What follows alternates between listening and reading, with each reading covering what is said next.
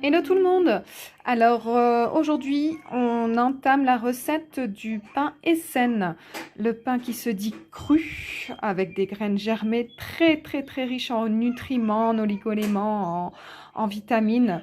Le pain sans levain, sans farine, il n'a que des bonnes vertus. On l'appelle le pain Essen car d'après sa petite histoire, les Esséniens il y a très longtemps, était un petit peuple qui vivait vraiment de la nature, sans armes, sans tuer le moindre animal, vraiment toujours dans le respect de la nature. Leur but était toujours de manger des fruits, des légumes et des graines germées, manger vivant.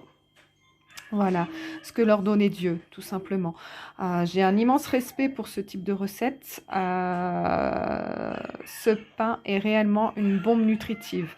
Donc, vous pouvez le conserver une semaine, une fois fait. C'est très cher dans le commerce, c'est quasiment introuvable également, sauf sur Internet, mais toujours très cher. Et qui plus est, celui-ci est cuit à 80 degrés, ce qui normalement, d'après l'histoire, devrait juste être un pain qui est déshydraté au soleil pour éviter de le cuire. Donc, bon, bah ici, je vous montre. Évidemment, on n'a pas de soleil. Donc, on va faire avec le four, puisqu'on n'a pas de déshydrateur non plus. Donc, le but, c'est de ne pas dépasser une température de 40, voire 42 degrés. De ne pas dépasser une hauteur de 3 cm donc, et oublier les pains gonflés. Donc voilà, là ce qu'on veut c'est du sain et faire du bien à sa santé. Donc j'ai mis 500 g de graines germées qu'on a vu dans une vidéo précédente hein, pour le principe. N'attendez pas d'avoir des pousses vertes. Hein. Là, on veut juste le germe sorti d'un demi à 1 centimètre, hein, le germe blanc. Ici, j'ai choisi du blé et du sarrasin. À vous de faire selon vos envies, du seigle, du quinoa, un mélange. Voilà, on peut le faire même sans gluten. Voilà. J'ai mis 500 g de graines, donc blé et sarrasin. Je vais commencer par mixer avec mon Kenwood, avec mon robot Kenwood ici, qui n'est pas le plus grand chef, mais je l'adore. Donc voilà. Donc on va mixer au mieux et au fur et à mesure, on va rajouter un ou deux ingrédients. Voilà.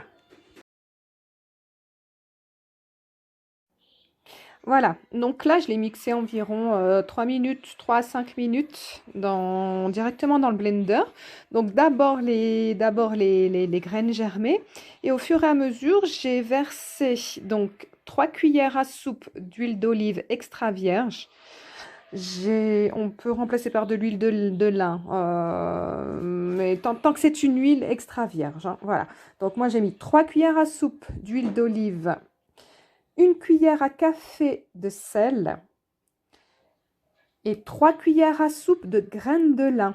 Les graines de lin, bon, déjà très bonnes pour la santé, vont également aider à faire le liant. Alors moi, je me suis arrêtée là parce que j'aime bien quand il reste encore de la mâche et du grain. Mais vous pouvez évidemment mixer beaucoup plus finement.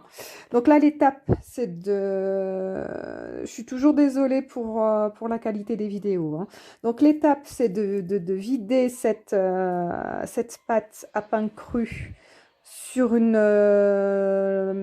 feuille de papier sulfurisé. Vous humidifiez vos mains et vous faites un pâton qui ne dépassera pas une hauteur de 3 cm. Il ne faut pas que ce soit trop élevé, hein. Trop gros, sinon ben là, on n'en finit plus en temps de cuisson. Voilà, et on va le cuire à 40-42 degrés. Certains cuisent à 80 degrés, mais franchement, nous, on n'achète pas ça dans un magasin. On veut le faire maison, on veut faire les choses bien. Donc, pourquoi faire des bêtises? Les commerces qui font ça, c'est uniquement pour un mode de conservation qui sera plus sûr pour eux. Hein. Donc, nous, ce qu'on veut, c'est faire les choses bien, tant qu'à faire. Voilà. Donc, allez, on y va pour façonner tout ça.